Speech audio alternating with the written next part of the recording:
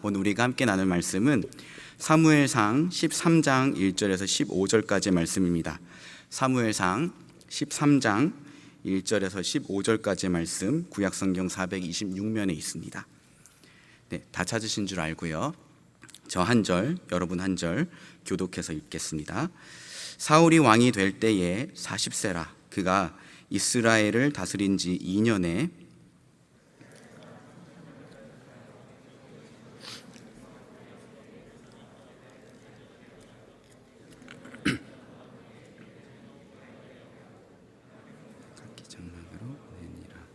요나단이 게바에 있는 블레셋 사람의 수비대를 치매 블레셋 사람이 이를 들은지라. 사울이 온 땅에 나팔을 불어 이르되 히브리 사람들은 들으라 하니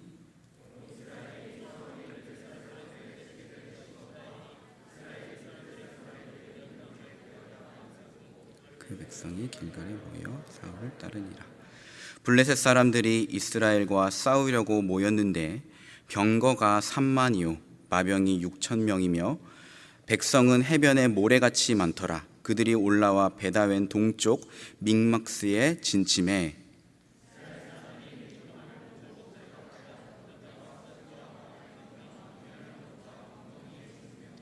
어떤 히브리 사람들은 요단을 건너 갓과 길르앗 땅으로 가되 사울은 아직 길갈에 있고 그를 따른 모든 백성은 떨더라.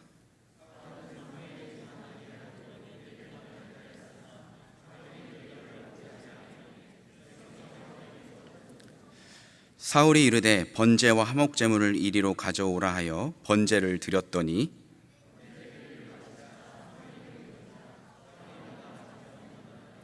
사무엘이 이르되 왕이 행하신 것이 무엇이냐 하니 사울이 이르되 백성은 내게서 흩어지고 당신은 정한 날에 오지 아니하고 블레셋 사람은 믹마스에 모였음을 내가 보았으므로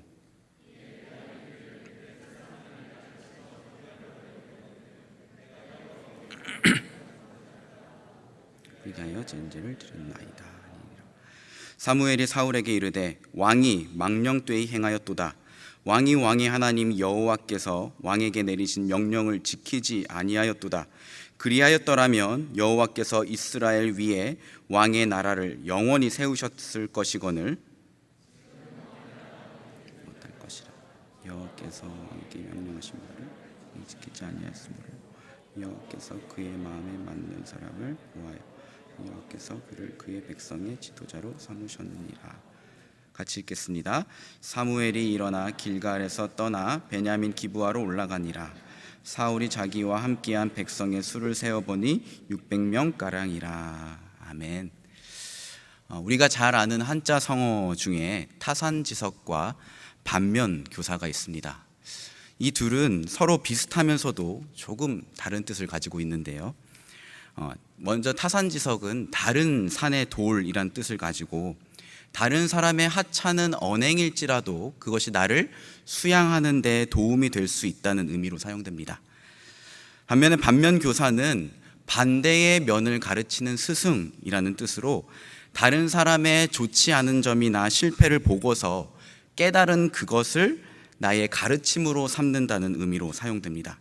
즉 다른 사람의 좋은 점을 본받아야 할 때는 타산지석이라고 하고요, 다른 사람의 좋지 못한 점을 본받지 말아야 할 때는 반면교사해야 한다고 하는 거죠.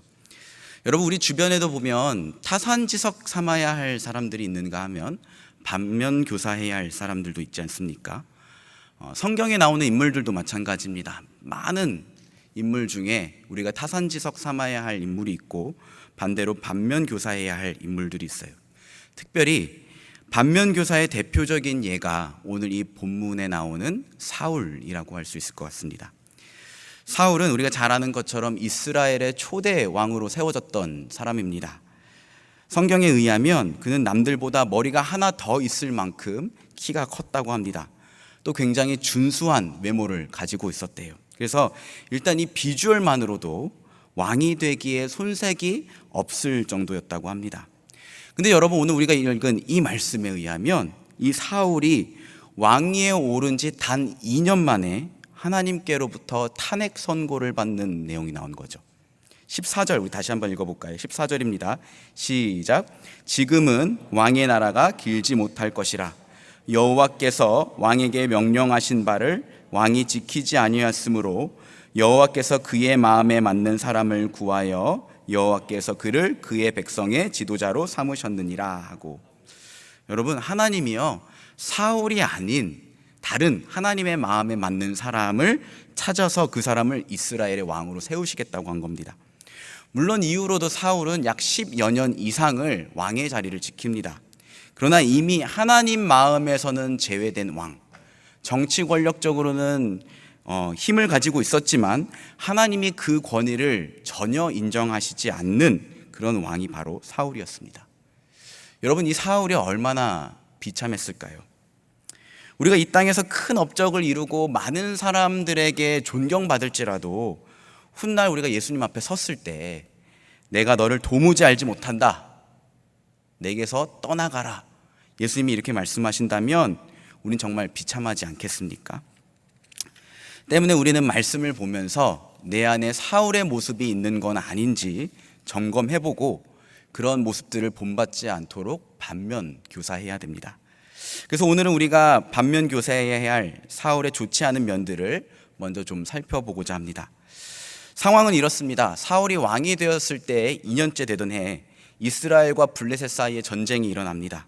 그런데 이 양쪽 진영의 모습이 너무 달라요. 우선 블레셋은 강력한 철로 만들어진 무기를 들고 올라왔는데 이스라엘은 왕이었던 사울과 그의 아들 요나단을 제외하고는 제대로 된 무기를 갖고 있지 않았다고 합니다. 우리 읽진 않았지만 13장 22절 말씀이 이렇게 말합니다. 싸우는 날에 사울과 요나단과 함께 한 백성의 손에는 칼이나 창이 없고 오직 사울과 그의 아들 요나단에게만 있었더라. 여러분, 이런 거죠. 야, 우리 싸우러 올라오자 하고 막 올라갔어요. 그런데 사울이랑 요나단만 칼을 들고 있고요, 나머지는 다 삽 들고 도끼 들고 곡괭이 들고 낫 들고 나타난 거예요. 바로 그런 상황이었습니다. 그리고 여러분, 쪽수에서도 병력에서도 이스라엘은 블레셋의 상대가 되지 않았습니다. 이스라엘의 정규군은 고작 3,000명이었지만 블레셋은 병거, 즉 오늘날로 전차라고 할 수 있는데요, 전차만 3만, 기마병은 6,000명, 보병은 해변에 모래처럼 많았다고 합니다. 그러니까 무기로나 병력으로나 이스라엘은 블레셋의 상대가 되지 못했어요. 그리고 이에 대해서 이스라엘은 이렇게 반응합니다. 6절 7절 말씀인데 우리 같이 한번 읽어보겠습니다. 시작. 이스라엘 사람들이 위급함을 보고 절박하여 굴과 수풀과 바위 틈과 은밀한 곳과 웅덩이에 숨으며 어떤 히브리 사람들은 요단을 건너 갓과 길르앗 땅으로 가되 사울은 아직 길갈에 있고 그를 따른 모든 백성들은 떨더라. 그죠? 여러분, 이스라엘이 보인 반응은 크게 세 가지였습니다. 숨거나 도망치거나 매우 두려워 떨었습니다. 충격과 공포의 상황이라고 할 수 있는데요, 그런 상황에서 사울은 이 사무엘 선지자가 오기만을 기다리다가 절박해지자 그 스스로가 제사를 드려버립니다. 여러분, 율법에 따르면 제사는 오직 레위 지파의 제사장만 드리게 되어 있어요. 그런데 너무 절박한 나머지 자기가 스스로 제사를 드려버리고 사울이 하나님의 법을 어겨버린 겁니다. 사무엘 선지자는 그를 크게 책망합니다. 그리고 책망 수준에서 끝나지 않고 하나님은 아예 다른 사람을 왕으로 세우겠다고까지 말씀하십니다. 여러분, 그렇다면 사울 왕은 무엇이 문제였을까요? 크게 좀 세 가지를 생각해 볼 수가 있는데요, 우선 첫째는 자기의 본분을 잊었다는 겁니다. 네이버 국어사전에 쳐보면요, 본분은 사람마다 각자가 본래 가지고 있는 신분 또는 일이라고 합니다. 그런데 한 사람이 자기의 본분을 잘 지키고 있는지 그렇지 않은지는요, 그 사람이 있어야 할 그 자리에 있는지 있지 않은지를 통해서 드러나게 됩니다. 뭘로 통해서 드러난다고요? 그 사람이 그 자리에 있어야 할 자리에 있는지 없는지를 통해서 자기의 본분을 잘 지키고 있는지 아는지가 드러나게 된다는 거예요. 예를 들어 이런 겁니다. 2002년 월드컵을 1년 정도 앞뒀을 때입니다. 그러니까 2001년 우리 올해 01 또래 새내기들이 세상에 태어날 때 있었던 사건이에요. 아주 머나먼 얘긴데요. 당시 우리 대한민국의 주전 골키퍼로 활약됐던 한 선수가 있었어요. 그 선수는 좋은 골키퍼의 자질이라고 할 수 있는 이 반사신경이 매우 좋은 선수였어요. 문제는 가끔씩 기행을 한다는 건데요. 이 히딩크 감독이 대표팀의 지휘봉을 잡은 지 얼마 되지 않았을 때에 이 선수가 파라과이와의 경기에서, 저도 똑똑히 기억나요, 공을 갑자기 하프라인까지 몰고 가는 거예요. 그러다가 중간에 뺏겨서 당황해서 막 황급히 이렇게 돌아왔던, 골은 먹지 않았지만 굉장히 아찔했던 상황이 연출된 적이 있습니다. 히딩크 감독 거의 첫 경기였던 것 같은데 그 자리에서 실색했고, 그 선수는 그 이후로도 계속해서 국가대표에 발탁은 됐지만 월드컵이 끝날 때까지 단 한 경기도 출전하지 못하는 쓰라린 아픔을 맛보아야 했습니다. 여러분, 뭐가 문제였을까요? 실력이 없었던 겁니까? 사실 실력으로만 치면 거의 대한민국 레전드 골키퍼 중에 한 명이라고 할 수 있습니다. 문제는 골대를 지켜야 하는 골키퍼라는 본분을 잃고 자기가 있어야 할 그 자리에 있지 않았다는 거에 있죠. 여러분, 사울 왕이 그랬습니다. 오늘 2절 말씀에 보면요, 본래 사울이 있었던 자리는 믹마스와 베델산이었다고 합니다. 근데 이 블레셋의 병력이 굉장히 많이 모이는 것을 보고 두려워진 거예요. 그래서 길갈로 내려가서 병사들을 추가로 모집합니다. 그리고 만약에 그렇게 해서 병력이 모아졌다면 다시 빨리 믹마스로 올라갔어야 했습니다. 블레셋도 이미 믹마스로 와서 진을 치고 있었어요. 근데 7절 말씀입니다. 하반절인데 우리 같이 한번 읽어볼게요. 하반절. 사울은 아직 길갈에 있고 그를 따른 모든 백성을 떨더라. 그죠? 사울은 아직 길갈에 있고라고 합니다. 성경이 의도적으로 사울이 있어야 할 그 전장을 버리고 길갈에서 머뭇거리고 있었다는 것을 강조하고 있는 것 같지 않습니까?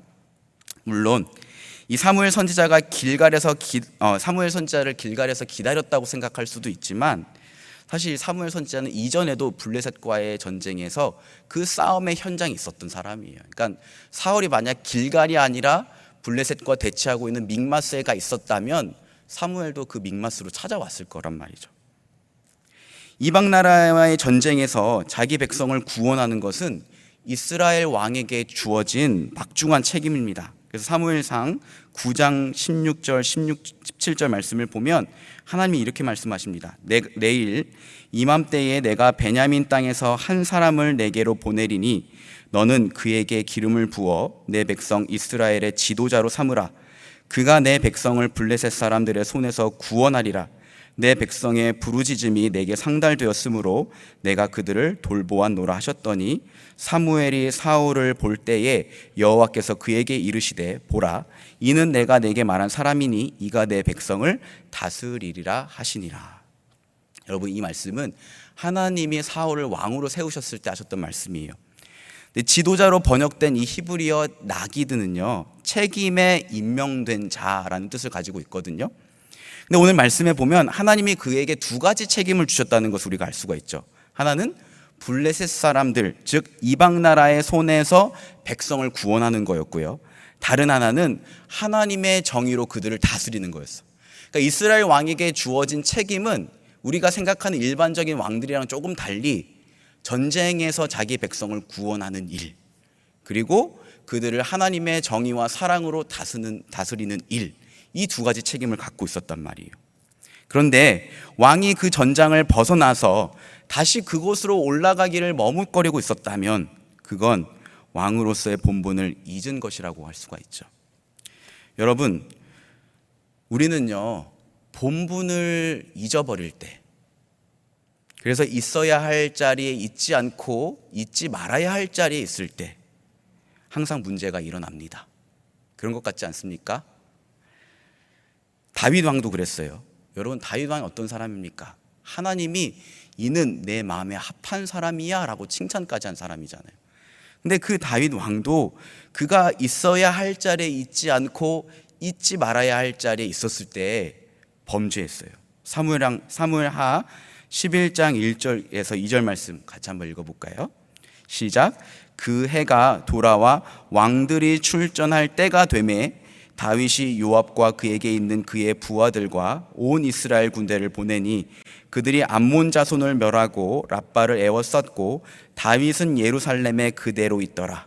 저녁 때에 다윗이 그의 침상에서 일어나 왕궁 옥상에서 거닐다가 그곳에서 보니 한 여인이 목욕을 하는데 심히 아름다워 보이는지라.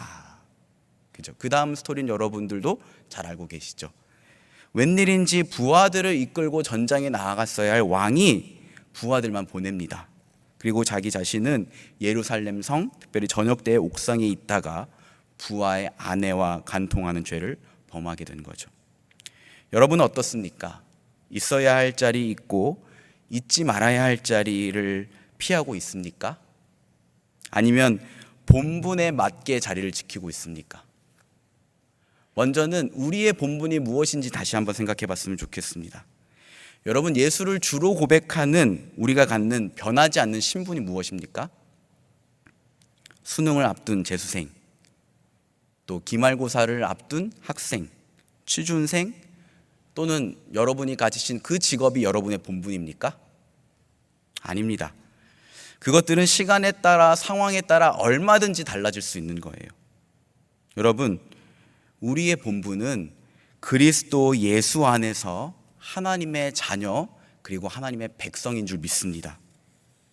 하나님의 자녀, 하나님의 백성이 어떠한 상황에도 바뀌지 않는 우리의 본분이에요.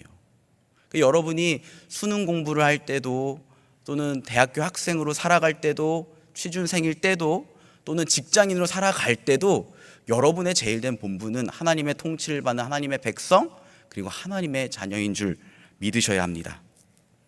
그렇다면 여러분, 하나님의 자녀, 하나님의 백성이 가장 우선적으로 지켜야 하는 자리는 어딜까요? 하나님이 여러분을 보내신 가정, 학교, 직장, 또는 어떤 모임, 맞습니다. 예수님 말씀대로 우리는 그곳에 가서 빛이 되고 소금이 돼야 돼요. 가기 싫다고 해서 피하거나 쉽게 그만둬서도 안 됩니다. 또 기왕 갈 거면 늦지 않고 일찍 가셔야 돼요. 대충 살면 안 되고 최선을 다해야 됩니다. 그래야지 사람들에게 욕 안 먹으니까, 그게 아니라 하나님이 우리를 그곳으로 보내셨으니까 그렇게 살아야 합니다. 하지만 여러분, 하나님의 자녀, 하나님의 백성이 절대적으로 지켜야 할 자리는 그 전에 예배의 자리입니다. 이 백성은 내가 나를 위하여 지었나니 나를 찬송하게 하려 함이니라. 이사야서 43장 21절 말씀. 여러분, 이 말씀 정도는 암송하셔야 돼요. 이 백성은 내가 나를 위하여 지었나니 나를 찬송하게 하려 함이니라. 그 다음에 외우는 거 쉬워요. 이사야서 4321, 그죠? 43장 21절 말씀. 다시 한번 따라해 볼까요? 시작. 이 백성은 내가 나를 위하여 지었나니 나를 찬송하게 하려 함이니라. 아멘. 우리는 하나님을 예배하는 하나님의 백성이고 하나님의 자녀인 줄 믿습니다. 웨스트민스터 소요리 문답 제1문도 우리에게 이렇게 묻습니다. 사람의 제일 된 목적은 무엇입니까? 그러니까 사람이 이 땅에 태어나서 제일 가장 중요한 그 사람의 목적은 무엇입니까? 라고 묻고 있는 거예요. 그리고 그에 대한 답은 하나님을 영화롭게 하고 영원토록 그를 즐거워하는 것입니다 라는 거예요. 하나님을 영화롭게 하고 영원토록 그를 즐거워하는 것, 그것이 우리 인생의 제일 된 목적입니다. 그런데 우리가 하나님을 영화롭게 하고 그분을 가장 즐거워할 수 있는 가장 기본적인 방법이 무엇입니까? 바로 예배예요. 예배를 통해서 우리의 입술로, 우리의 마음으로, 우리의 믿음으로 하나님께 영광을 돌리고 그분이 우리에게 베풀어 주신 그 놀라운 구원의 사건, 그리고 우리와 함께 하시고 우리를 붙드시는 그 은혜로 인해서 그 하나님을 기뻐하고 즐거워하는 게 이 예배를 통해서 우리가 드리는 것입니다. 그래서 여러분, 1차적으로 우리는 이 예배의 자리에서 하나님을 영화롭게 하고 그분을 기뻐해야 합니다. 그런 다음에 우리의 삶이 예배적 삶이 되게 해야 돼요. 삶은요, 예배적 삶이 되는 거지 예배 자체는 아니에요. 예배 같은 삶이 되게 해야 됩니다. 예배에서 하나님께 영광을 돌리지 않고 즐거워하지 않는데 삶의 자리에 가서 나 그렇게 할 수 있다? 저는 절대로 불가능하다고 믿습니다. 주 안에서 사랑하는 여러분, 지금 코로나로 인해서 우리가 함께 모여서 예배 드리는 게 제한되어 있잖아요. 사람마다 느끼는 그 심각성이나 상황의 차이도 매우 큰 것 같습니다. 우리 중에 어떤 지체는 지금도 우리가 함께 모여서 예배 드리는 게 맞는 건가? 라고 걱정스러워하는 분도 있어요. 또 어떤 이는 마음 같아서는 정말로 오고 싶지만 어린이를 돌보는 이 책임 때문에 오지 못하고 온라인으로 예배 드리는 이도 있습니다. 또 어떤 이는 당장 국가시험을 봐야 하는데 혹시나 코로나에 걸리면 그 시험에 보지 못하기 때문에, 또 어떤 이는 자기 가족 중에 연로하신 어른이 계시고 또는 아프신 분이 계시기 때문에 조심스러워서. 그러나 가장 그 기본적인 마음은 뭐냐면 내가 혹시 코로나에 걸려서 교회에 누를 끼치게 되는 건 아닌지, 그래서 걱정하는 마음으로 온라인 예배를 드리고 있습니다. 저는 하나님이 그런 우리의 모든 상황과 진실된 마음을 알고 계신다고 믿습니다. 하나님이 이해해 주실 거예요. 하지만 여러분, 동시에 우리는 점검도 해봐야 합니다. 온라인 예배를 왜 드립니까? 게으름 때문에, 귀찮음 때문에, 편리함 때문에, 또는 어떠한 다른 이유로 현장 예배에 나오는 것을 합리화하고 있지는 않습니까? 어느덧 여러분, 예배 앞에 온라인 또는 오프라인이라는 말이 붙는 게 어색하지 않게 됐어요. 도대체 온라인 예배는 뭐고 오프라인 예배는 뭐죠? 그런데 여러분, 우리가 온라인 예배를 왜 드리게 됐는지를 먼저 생각해야 돼요. 모일 수 없으니까. 이렇게라도 하나님께 예배하겠다는 우리의 헌신의 결단 아닙니까? 그 헌신의 결단이 편의를 위한 옵션으로 퇴색되지 않게 해야 됩니다. 여러분, 예배는 헌신이지 절대로 편의가 아닙니다. 혹 제가 여러분의 마음에 불편을 드렸다면 죄송합니다. 온라인 예배 드리는 게 안 된다는 게 아니에요. 온라인으로라도 예배 드리는 게 하나님 앞에서 귀한 겁니다. 다만 우리 마음의 동기를 생각해야 된다는 거예요. 그리고 할 수만 있다면 함께 모여서 예배하기를, 특별히 예배의 자리를 힘써 지키는 것이 우리의 본분이라고 말씀드리고 있는 겁니다. 당연히 교회는 안전한 예배를 위해서 국가가 요구하는 안전 수칙과 소그룹 모임 제한 등에 적극 협조해야 하죠. 그러나 우리의 마음이 언제라도 그 예배의 자리에 가고 싶다는 그 마음으로 결단되어 있고 무장되어 있었으면 좋겠습니다. 그래서 하루빨리 자유롭게 우리가 마음껏 예배하는 그날이 올 수 있으면 좋겠습니다. 우리 수험 생활에, 그리고 다가오는 기말고사에, 또는 개인적인 편의에 타협하지 말고 부디 하나님 백성으로서의 본분, 이 예배의 자리를 힘써 지켰으면 좋겠습니다. 사울의 두 번째 문제는 하나님의 때를 기다리지 않았다는 겁니다. 8절 9절 말씀입니다. 우리 같이 한번 읽어볼게요. 시작. 사울은 사무엘이 정한 기한대로 이레 동안을 기다렸으나 사무엘이 길갈로 오지 아니하매 백성이 사울에게서 흩어지는지라. 사울이 이르되 번제와 화목제물 이리로 가져오라 하여 번제를 드렸더니. 여러분, 우리 방금 읽은 것처럼 사울은 하나님이 정하신 법을 어기고, 사울은 베냐민 지파의 사람이거든요. 이 베냐민 지파인 자신이 감히 제사를 드리는 큰 죄를 범합니다. 이 일에 대해서 사무엘 선지자는 왕이 망령되이 행했다라고 크게 꾸짖습니다. 근데 여러분, 이 말씀을 읽으면서 한편으로는 아주 조금은 사울이 좀 안쓰럽지도 않습니까? 그래도 나름 이래면 며칠입니까? 7일, 그죠? 7일을 기다렸잖아요. 문제는 사무엘 선지자가 제때 나타나지 않은 거잖아요. 그런데 여러분, 정확히 말하면 사울은 기다렸다고 하지만 기다린 게 아니에요. 7일은 본래 약속된 날짜였고 사실 그 이후부터가 하나님을 기다리는 기다림이 되는 거죠. 여러분, 친구와 만날 때 약속의 자리에 먼저 나가면, 약속 시간보다 먼저 나가서 기다리는 거랑 약속 시간이 이미 훌쩍 지났는데 친구를 기다리는 거랑 같다고 할 수 있습니까? 두 개가 완전히 다른 거 아닙니까? 사무엘이 얼마나 늦었는지 모르겠지만 이 성경의 정황상 사울은 그리 오래 기다리지 않았던 것 같아요. 너무나 조급한 나머지 자기가 제사를 드려버린 거예요. 적은 코앞에 다가왔고 백성들은 자기를 떠나는 모습을 보자 마음이 조급해졌기 때문입니다. 여러분, 저는 이 조급함이 우리 인생의 큰 적 중에 하나라고 생각합니다. 마음이 조급하면요, 할 수 있는 것도 제대로 못하게 되죠. 마음이 조급하면 나를 향한 하나님의 뜻은 무엇인가 고민해보고 분별할 수 있는 여유를 잃어버려요. 또 마음이 조급하면요, 죄와 세상과 타협하는 선택을 더 쉽게 하게 돼요. 그래서 잠언 21장 5절 말씀은 조급한 자는 궁핍함의 일을 따름이다 라고 우리에게 경고합니다. 이게 어떤 궁핍인지 모르겠어요.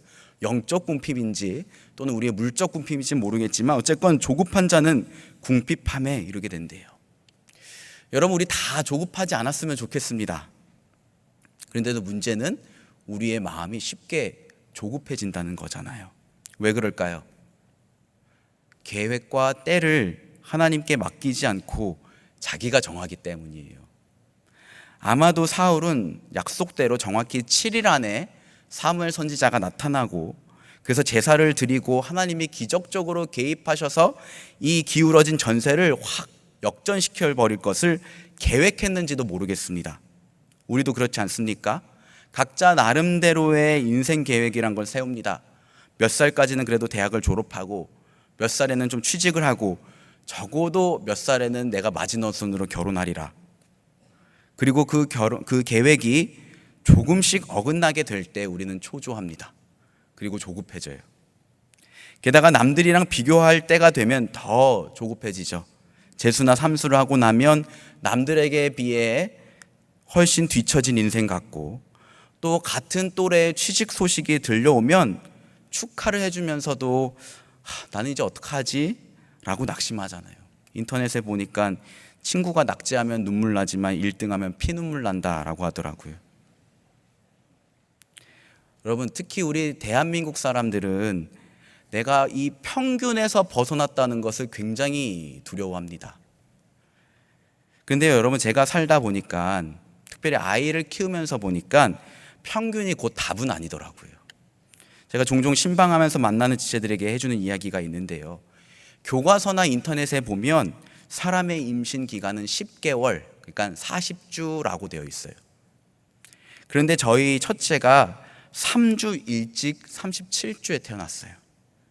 그래서 이 미숙아로 태어나서 인큐베이터에 들어가게 되는 건 아닌지, 혹은 안에 장기가 제대로 자라지 않은 채 태어나는 건 아닌지 많이 걱정을 했습니다.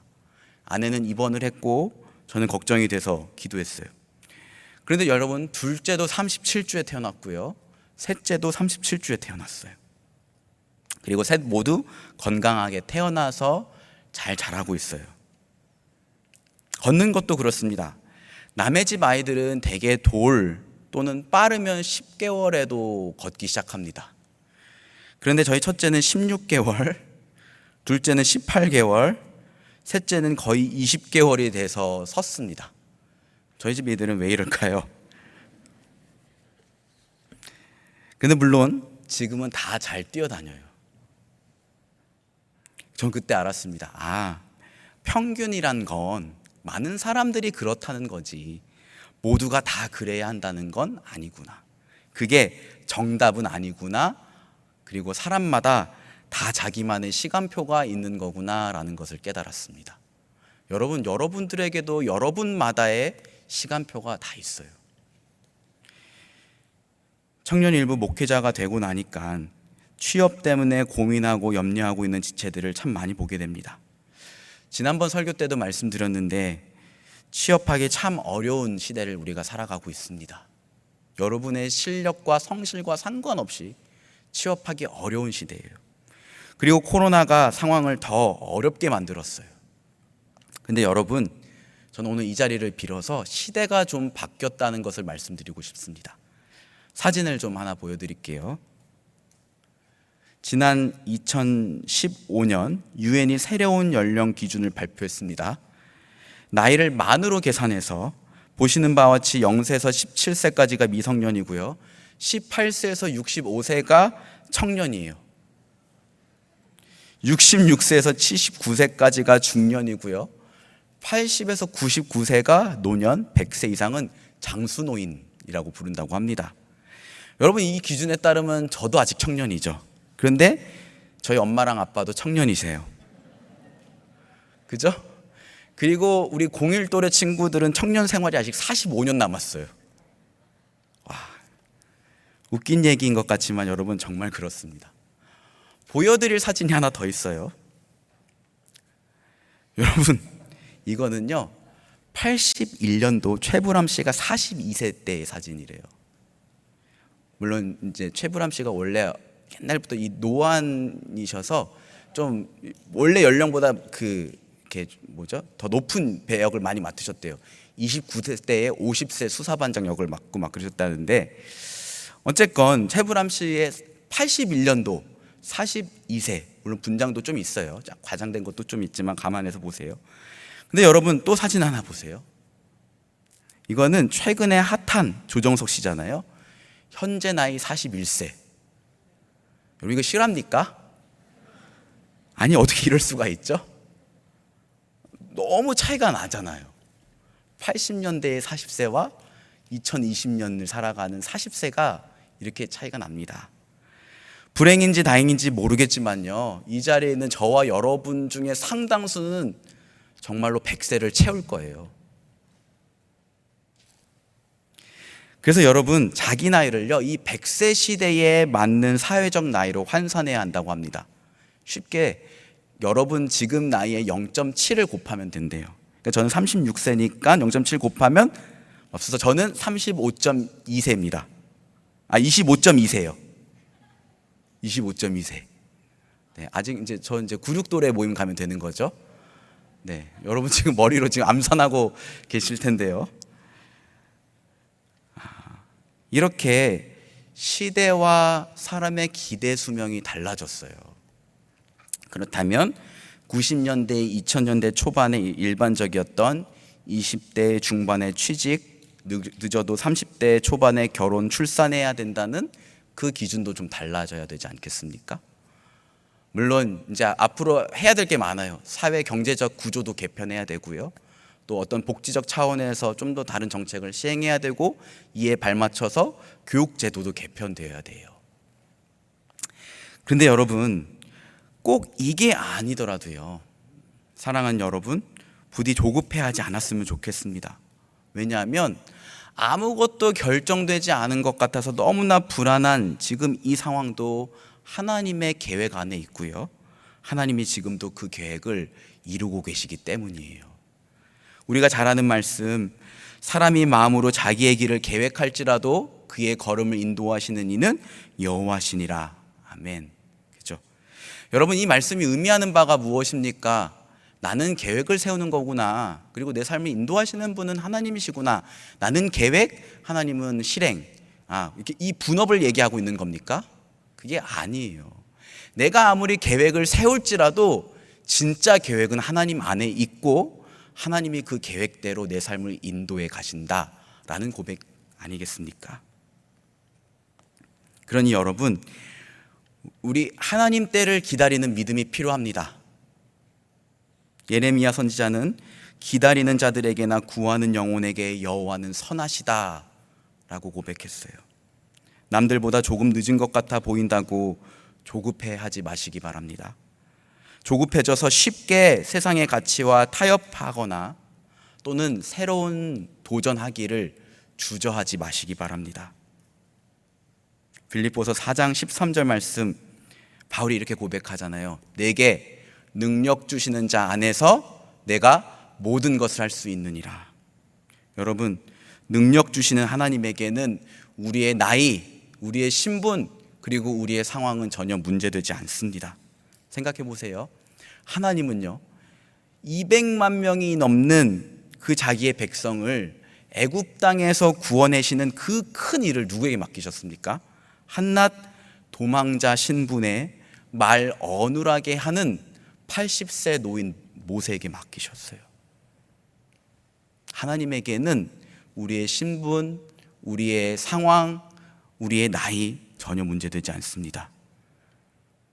성공적으로 당신의 백성을 애굽에서 건져내셨고요. 그리고 그 동일한 하나님이 예수 그리스도 안에서 지금 이 자리에 있는 저와 여러분, 우리 모두의 아버지가 되시는 줄 믿으시기 바랍니다. 사울의 세 번째 문제는 그가 하나님과의 관계를 가볍게 생각했다는 데 있습니다. 여러분, 이스라엘은 큰 전쟁을 앞두고 항상 제사를 드렸어요. 성경에 보면 늘 그렇습니다. 큰 전쟁을 앞두고 제사를 드려요. 왜 그랬을까요? 그건 하나님과 이스라엘 사이에 깨진 관계를 다시 회복하기 위함이었어요. 왜냐하면 모든 것이 하나님과의 관계에 걸려 있기 때문이에요. 전쟁에서의 승리도, 그들의 복지도, 그들의 어떤 영적인 부흥도 다 하나님과의 관계에 걸려 있기 때문이에요. 9절 말씀을 보세요. 9절 같이 한번 읽어볼까요? 시작. 사울이 이르되 번제와 화목제물을 이리로 가져오라 하여 번제를 드렸더니. 여러분, 여기서 이 번제는 제사의 방식을 말해요. 그러니까 태워드리는 제사가 번제예요. 그리고 제사의 종류는 무엇이었는가? 화목제물을 가져오라고 했잖아요. 즉 화목제가 제사의 종류였어요. 여러분, 화목제가 뭡니까? 하나님과 사람, 그리고 사람과 사이의 이 깨진 관계를 회복하는 제사가 화목제예요. 우리가 잘 아는 것처럼 예수 그리스도가 우리와 하나님 사이에 영원한 화목제물이 되셨잖아요. 그로 인해서 우리와 하나님 사이에 이 죄로 인해서 깨진 관계가 다시금 회복되는 거 아닙니까? 그런데 만약 사울이 이 화목제의 의미를 중요하게 생각했다면 하나님이 정하신 법을 어겨가면서까지 그 자신이 직접 제사를 드리는 어리석은 일을 하지는 않았을 거예요. 하나님이 정하신 그 법을 어겨가면서 제사를 왜 드렸겠습니까? 사울에게는 하나님과의 관계보다 더 중요한 일이 있었기 때문입니다. 그건 바로 생존입니다. 그는 자기의 생존을 위해서 하나님의 능력이 필요했던 거지 하나님과의 관계를 원했던 건 아니에요. 여러분, 이거는 진짜 치명적인 문제입니다. 이건 사울 이전 과거에도 있었고 사울 이후에도 우리의 삶에서 끊임없이 반복되는 무서운 영적 공격이에요. 내가 원하는 무언가를 이루기 위해서 하나님의 능력이 필요할 뿐이지 하나님과의 관계를 원하지 않는 태도. 사무엘상 4장 3절 말씀 보면 엘리 제사장이 다스리던 때에 블레셋과의 전쟁에서 백성을 지도하는 장로들이 이렇게 말합니다. 같이 한번 읽어볼게요. 시작. 하반절입니다. 여호와의 언약궤를 실로에서 우리에게로 가져다가 우리 중에 있게 하여 그것으로 우리를 원수들의 손에서 구원하게 하자 하니. 여러분, 이전에 이스라엘이 블레셋에게 한번 패했단 말이에요. 그때 우리들이 도대체 왜 졌지? 무엇이 문제이지? 그럼 사실 하나님 앞에 엎드렸어야 됐어요. 여호수아와 그의 백성들 생각나십니까? 여리고성을 함락시킨 다음에 그 작은 아이성 전쟁 가다가 졌잖아요. 그러고 나서 죄를 뒤집어 쓰고 하나님 앞에서 회개했잖아요. 그렇게 했어야죠. 그런데 이들은 언약궤를 그들 앞에 가져다 놓자고 말합니다. 그리고 그 다음이 중요해요. 그것으로 우리를 우리 원수들의 손에서 구원하게 하자. 좀 이 말이 이상하지 않습니까? 그것으로 우리를 원수들의 손에서 구하게 하자. 여러분, 하나님과의 관계는 안중에도 없고 하나님은 그저 그 언약궤 안에 계셔서 자기들을 도와주기만 원했을 뿐이었던 겁니다. 우리도 이럴 때 많잖아요. 하나님과의 관계보다는 지금 당장 내가 급한 거, 우리가 간절히 원하는 것들 들어달라고, 아니 그러셔야만 한다고 우리 하나님을 종용하지 않습니까? 물론 이해됩니다. 왜냐하면 사느냐 죽느냐의 문제이기 때문이죠. 여러분도 저도 넌 안 그럴 수 있냐? 라고 물어보면 쉽게 대답하지 못할 거예요. 그럼에도 불구하고 여러분들에게 분명하게 말씀드릴 수 있는 건 그 무엇보다도 하나님 관계보다 중요한 건 없다는 것입니다. 그게 아무리 우리의 생존의 문제와 관련되어 있을지라도 말입니다. 저는 감히 여러분에게 묻고 싶습니다. 지금 여러분 마음에 간절히 원하는 바가 이루어지지 않더라도 하나님은 여전히 여러분의 하나님 되십니까? 재수해서 원하는 대학에 합격 못해도, 원하는 학점 못 얻어도, 원하는 회사에 취업 못해도, 원하는 나이 안에 배우자를 만나지 못해도 그렇습니까? 저도 마찬가지고요. 바라기는 정말로 저와 여러분의 대답이 어느 때든지 예스가 되었으면 좋겠습니다.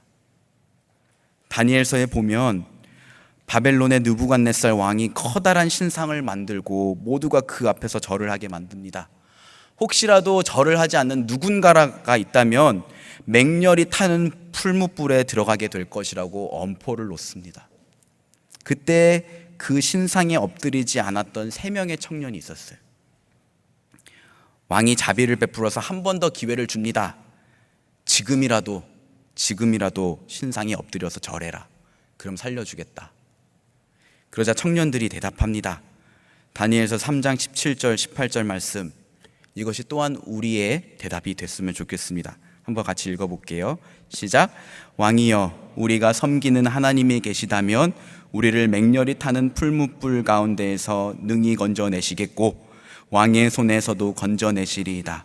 그렇게 하지 아니하실지라도 왕이여, 우리가 왕의 신들을 섬기지도 아니하고 왕이 세우신 금신상에게 절하지도 아니할 줄 아옵소서. 여러분, 왜 절하지 않겠다고 저렇게 자신 있게 대답하는 겁니까? 그들이 깡이 많아서입니까? 화려한 조명이 아니라 뜨거운 불길이 나를 감싸게 될 텐데도 말입니다. 왜냐하면 자기 생존보다 하나님과의 관계를 더 중요하게 생각했기 때문입니다. 여러분, 우리에게 바로 이러한 믿음, 그리 아니하실지라도의 믿음이 필요합니다. 내가 원하는 바를 이루어주시지 않을지라도 여전히 하나님을 나의 하나님으로 고백하며 그분과의 관계 안에 거하고자 하는 믿음이 필요합니다. 그 어떤 것도 하나님과의 관계보다 중요한 건 있을 수 없습니다. 왜냐하면 하나님이 우리와의 관계를 회복시키기 위해서 자기의 모든 것을 버리셨기 때문입니다. 하나님의 아들 예수를 십자가에 먼저 죽게 하셔서 우리와 하나님 사이에 화목제물 삼으셨기 때문이죠. 여러분, 저는요, 늘 남들에게 못나 보일까봐, 또는 그나마 믿음이 이만큼 있을 때는 하나님을 위해서 내가 뭔가를 하지 못할까봐 걱정을 했어요.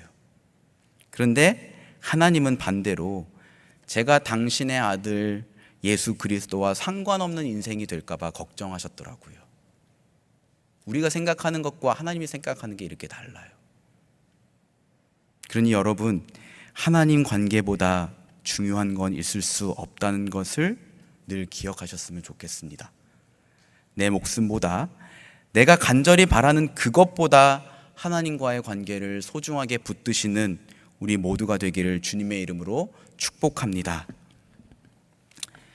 여러분, 정리하면요, 사울은 이렇게 본분을 읽고 있어야 할 자리를 지키지 않았어요. 그리고 조급함에 쫓겨서 하나님의 때를 기다리지 않았습니다. 그리고 자기 생존을 위해 하나님과의 관계를 소홀히 여겼어요.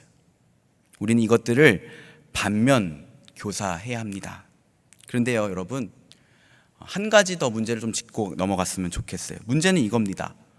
사울이 대체 왜 그랬냐는 거죠. 사울이 왜 그랬을까? 그건 사울이 보이는 대로 사는 사람이었기 때문입니다. 11절 12절 말씀 한번 볼게요. 11절 12절입니다. 같이 읽겠습니다. 시작.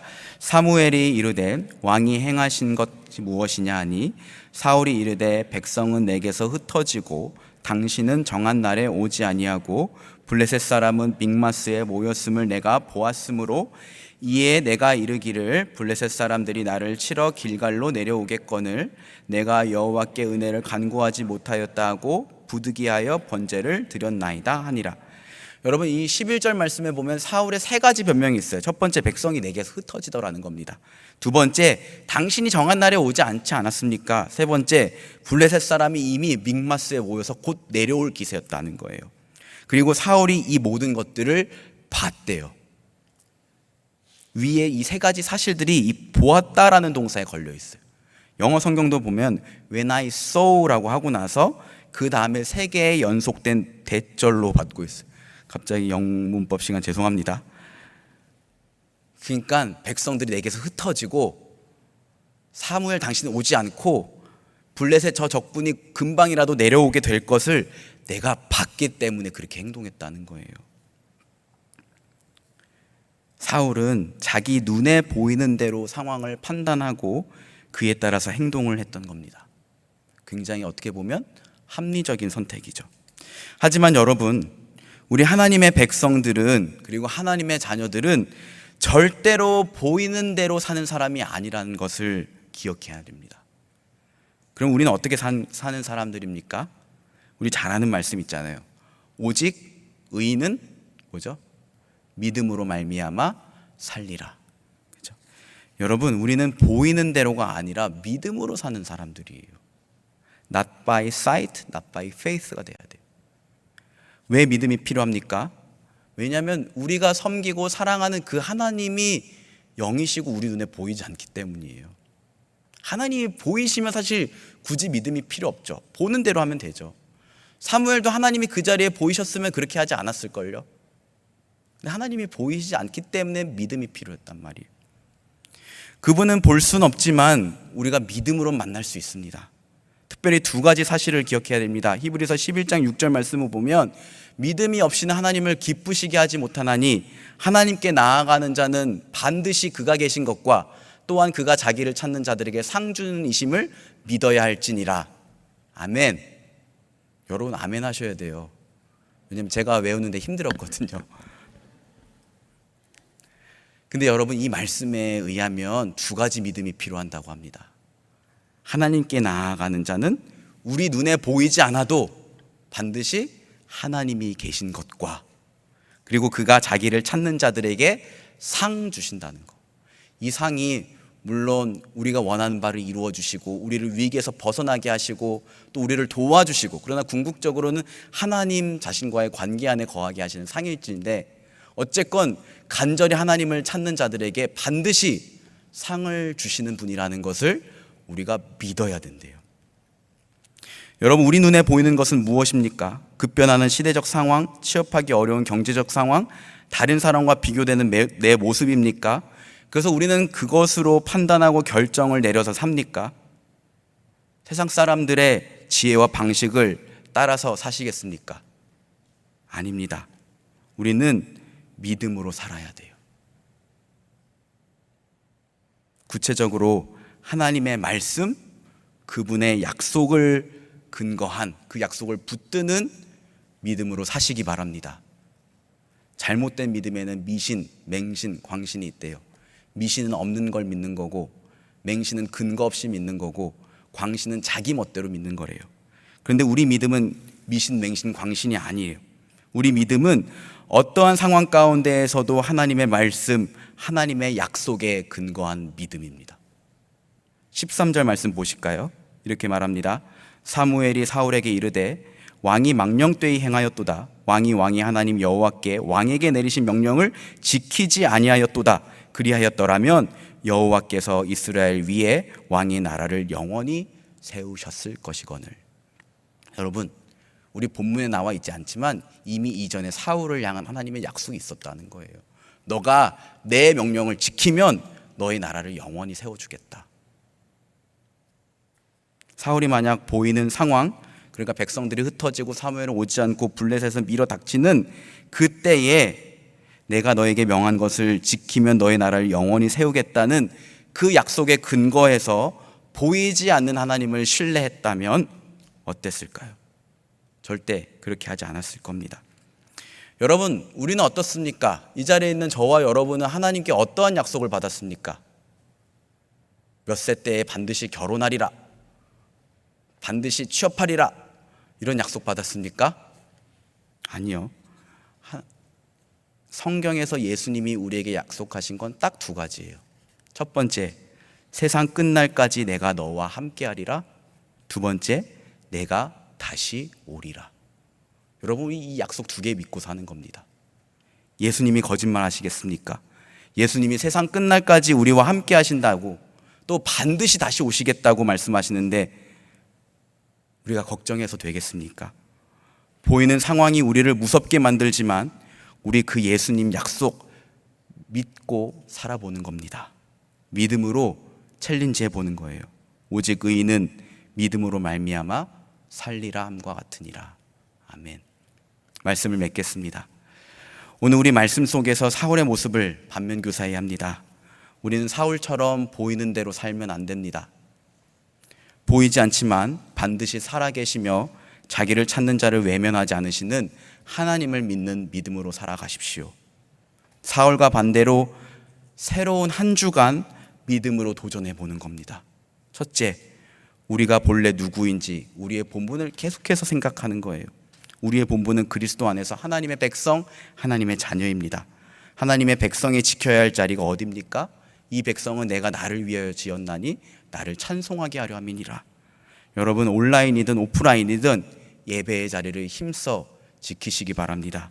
그러나 상황이 된다면 믿음으로 우리 다 같이 함께 모여서 하나님께 예배할 수 있었으면 좋겠습니다. 둘째는 조급함에 쫓기지 말고 하나님의 때를 기다리시기 바랍니다.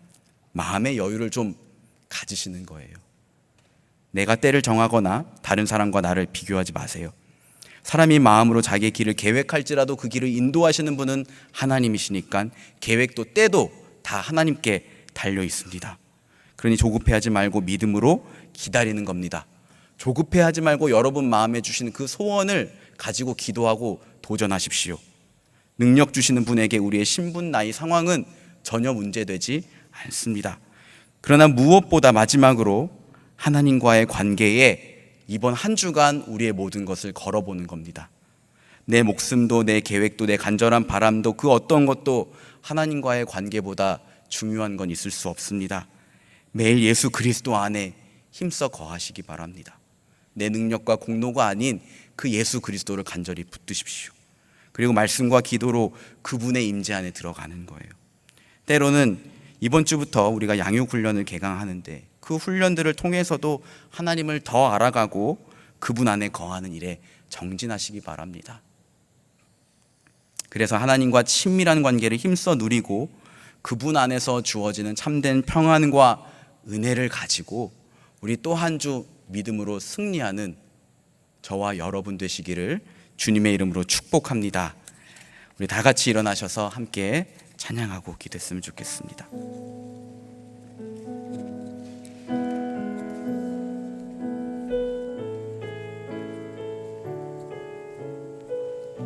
우리 주만 의지에 함께 찬양합시다. 의지했던 모든 것 변해가고 억울한 마음은 커져가네. 부끄럼 없이 살고 싶은 마음 주님 아시네. 모든 일을 선으로 이겨내고 모든 일을 선으로 이겨내고 죄의 유혹을 따르지 않네. 나를 구원하신 영원한 그 사랑 크신 주네. 날 붙드시네.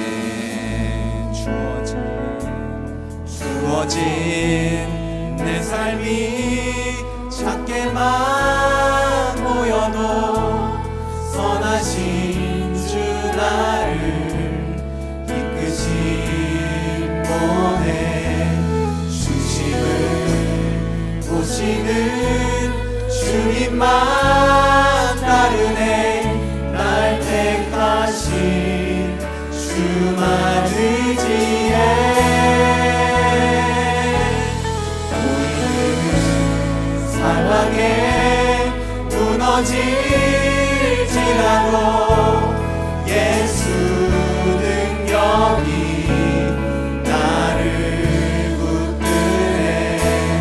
보이지 않아도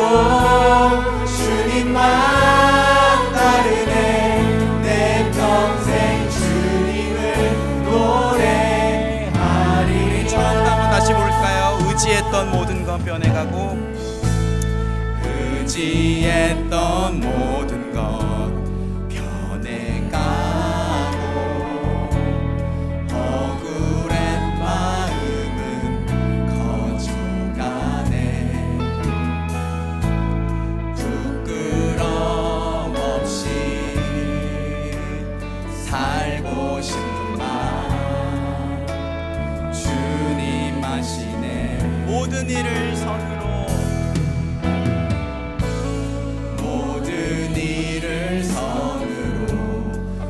이겨내고 죄의 유혹을 따르지 않네. 나를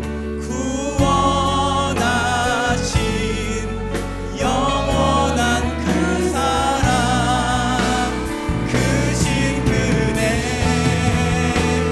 날 우리 다 같이 고백합시다. 주어진 내 삶이 작게만 보여도 선하신 주 나를 이끄신 보아내. 중심을 보시는 주님만 날 택하신 주만 의지해.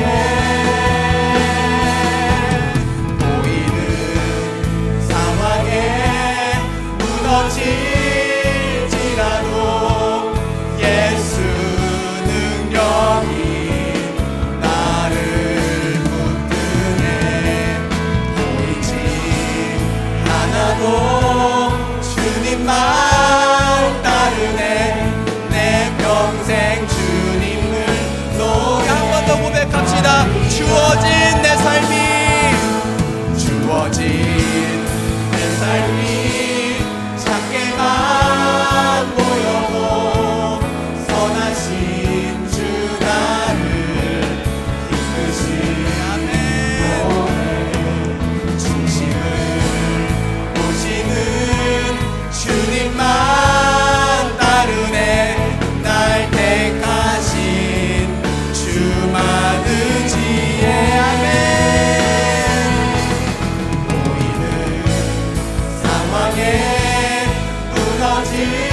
무너질지라도 예수 능력이 나를 붙드네.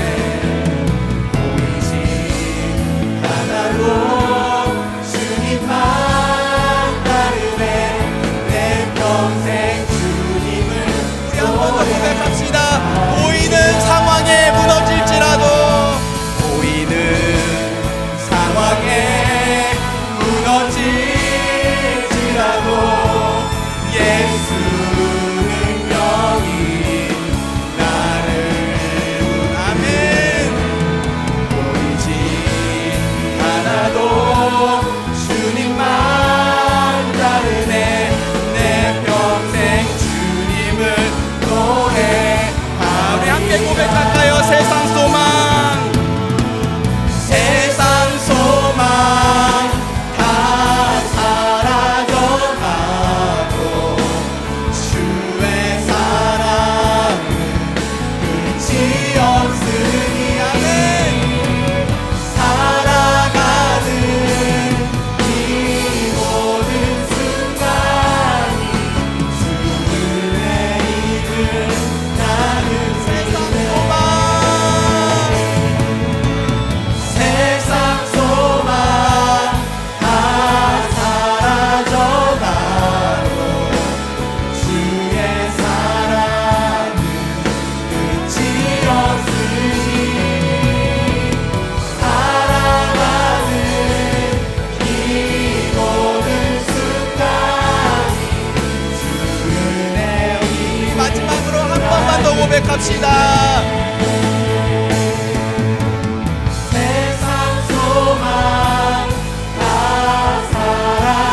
사라져가고 주의 사랑은 끝이 없으니 살아가는 이 모든 순간이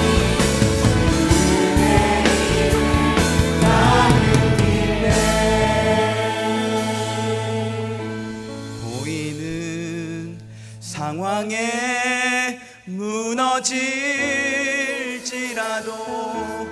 예수 능력이 나를 붙드네.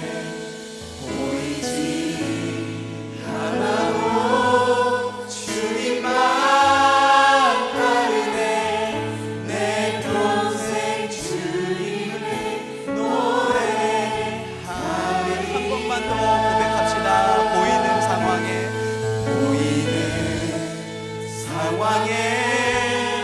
무너질지라도 예수 능력이 나를 붙드네. 보이지 않아도 주님만 따르네. 내 평생 주님을 노래하리라.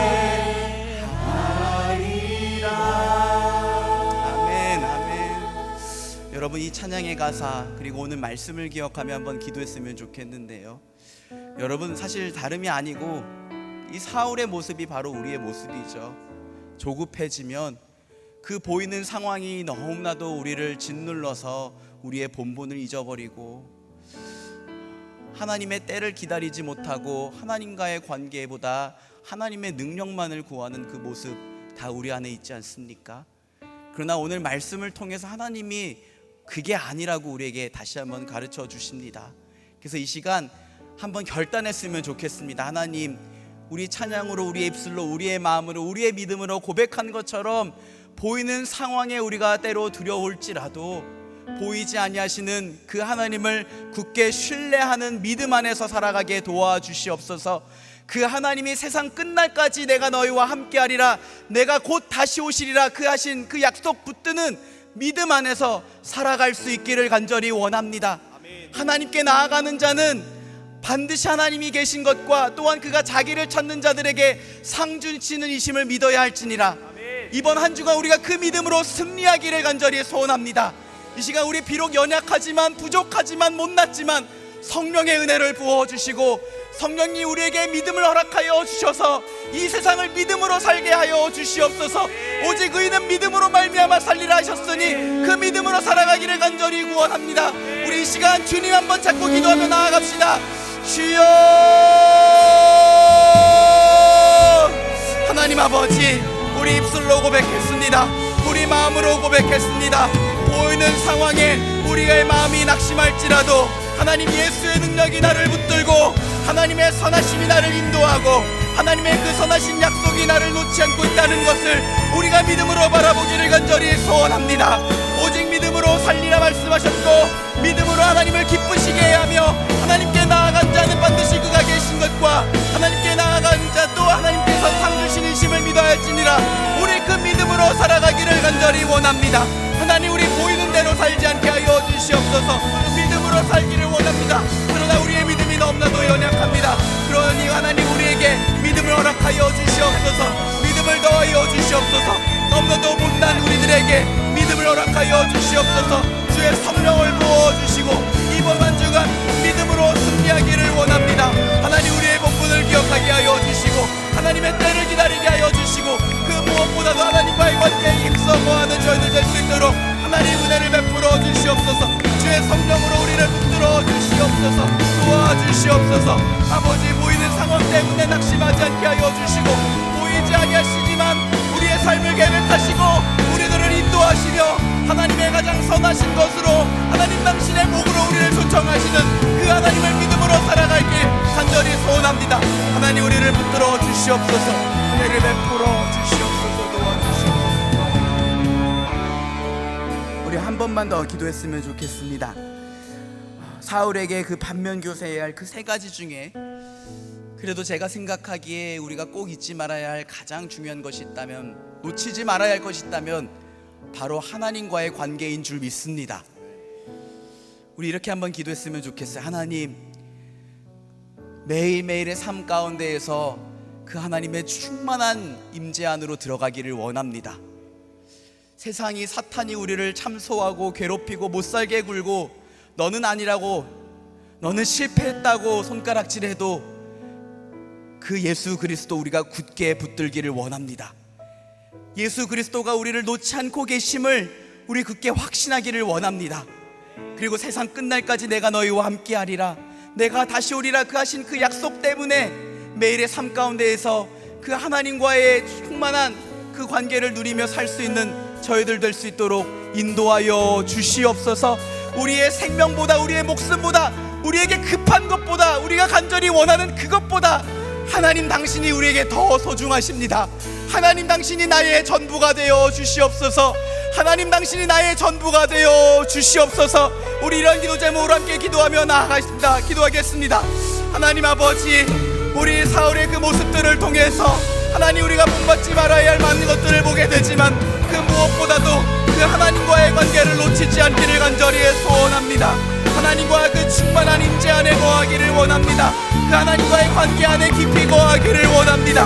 하나님, 우리의 못난 모습, 우리의 연약함을 아시는 주님, 우리를 놓지 않게 하시고 우리를 날마다 하나님께서 붙들어 주시는 그 하나님의 은혜로 우리가 날마다 그 하나님과의 관계를 충만히 누리기를 원합니다. 날마다 말씀과 기도로 그 하나님의 임재 안에 들어가기를 원하고, 우리 비록 연약하여 넘어지고 실패하고 좌절하지만 그럼에도 불구하고 예수 그리스도가 나를 놓지 않고 계시고, 예수 그리스도 안에 내가 하나님 안에 자녀로 용납받아는 그 믿음 사실 가지고 승리할 수 있도록 도와주시옵소서. 우리에게 있는 생명보다, 우리에게 있는 물질보다, 우리가 교급해야 하는 어떤 것보다, 우리가 간절히 바라는 그 어떤 꿈보다 하나님 당신의 그 무엇보다도 귀중하고 소중합니다. 하나님과의 관계를 하나님 어느 것보다 소중하게 여기며 그 안에서 누릴 수 있는 참된 평안과 믿음과 기쁨으로 살 수 있는 저희들 될 수 있도록 하나님 은혜 베풀어 주시옵소서. 은혜를 베풀어 주시옵소서. 여겨 주시옵소서. 하나님 아버지, 오늘 우리가 말씀 가운데에 사울의 모습들을 보았습니다. 우리는 이 성경을 읽으면서 사울을 손가락질하지만 사실은 사울의 모습이 다 우리들 안에 있습니다. 우리의 본분을 잊어버리고 지켜야 할 자리를 벗어나 잊지 말아야 할 자리에 들어가 죄를 범하고, 하나님의 때를 기다리지 못하고, 또 하나님과의 관계보다 지금 내 앞에 놓여진 이 문제를 더 중요하게 생각해서 하나님, 그저 당신은 내 소원을 들어주시기만 해주세요 라고 하나님께 고백할 때가 얼마나 많은지요. 그러나 하나님, 예수 그리스도 안에서 우리의 이런 못난 모습을 용서하시고 긍휼히 여기시고 다시 한번 결단하고 돌이킬 수 있는 은혜를 허락하여 주심에 너무나 감사드립니다. 우리 보이는 대로 살지 않기를 원합니다. 오직 나의 의는 믿음으로 말미암아 살리라 주께서 말씀하셨사오니, 하나님 우리에게 허락하신 이 새로운 한 주간 우리가 믿음으로 살기를 간절히 소원합니다. 성령님 우리 마음 가운데 찾아오셔서 믿음을 허락하여 주시고 예수 그리스도 그 안에서 주어진 그 하나님의 약속 굳게 붙들게 하여 주시옵소서. 보이는 상황 때문에 놀라거나 낙심해하지 않게 하여 주시고, 보이지 않지만 반드시 계시고 그를 간절히 찾는 자들에게 반드시 상 주시는 그 하나님을 굳게 믿고 승리할 수 있는 저희 모두가 될 수 있도록 은혜를 베풀어 주시옵소서. 존귀와 영광을 오직 하나님께 올려드리며 우리 주 예수 그리스도 이름으로 기도드립니다. 아멘. 다 같이 일어나셔서 헌금 찬양과 함께 준비한 봉헌 올려드리도록 하겠습니다.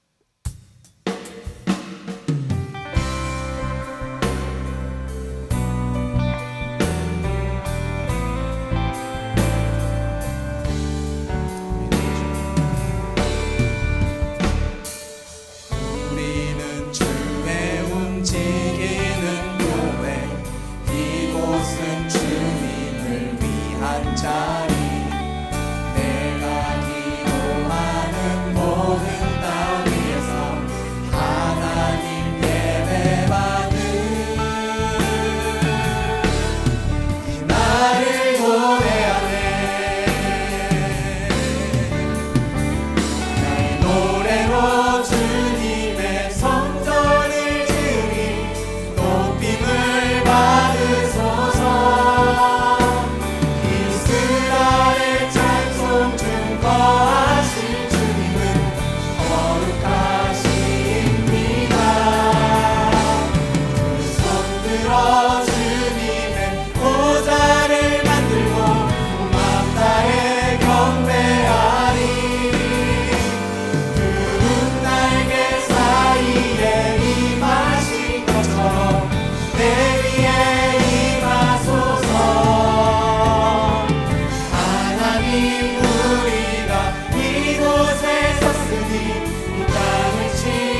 주하소서. 하나님 우리가 어디에 있든지 주를 높이리라. 열방들아 주님을 송축할지어다. 그 발 아래 입 맞추라. 영원한 통치자 주 예수 그리스도 그는 위대하신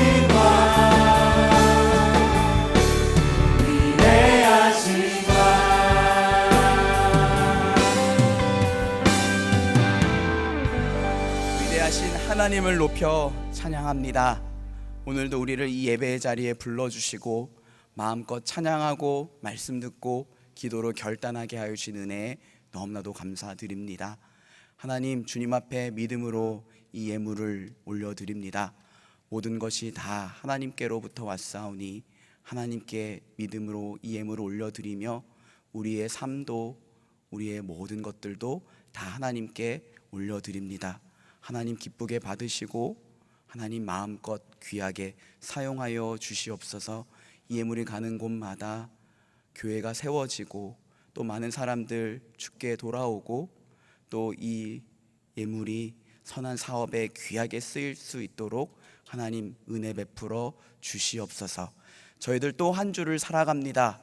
믿음으로 살겠다고 결단했는데 우리들의 연약함이 우리들의 삶을 또한 주저앉게 만드는 건 아닐까 걱정이 됩니다. 그래서 성령님 우리 가운데 함께하여 주시고 우리에게 믿음을 허락하여 주시고 혹 염려하고 근심하고 마음에 눌린 것 있다면 그의 마음 싸매 주시고 위로하여 주시고 육신의 연약함으로 인하여 괴로워하고 있는 이들이 있다면 주의 손으로 만져주시고 치유하시고 강건케 하여 주시옵소서. 열심히 목표를 가지고 도전하고 있는 주의 사랑하는 백성들을 기억하여 주시고 하나님 나라를 위하여 헌신하는 모든 이들에게 이 모든 것을 더하여 주시는 하나님의 은혜와 복을 허락하여 주시옵소서. 지금은 우리 주 예수 그리스도의 은혜와 하나님 아버지의 크신 사랑과 성령님의 위로와 인도하심이 보이는 대로 살지 않고 믿음으로 살기를 원하며 주어진 본분을 기억하여 주어진 예배의 자리를 지키며 하나님의 때를 기다리며 그 무엇보다도 하나님과의 관계를 내 목숨보다 소중하게 여기기를 원하는 또 이 자리의 결단은 우리 모든 주의 백성들 위에 지금으로부터 영원히 함께 있을지어다. 아멘.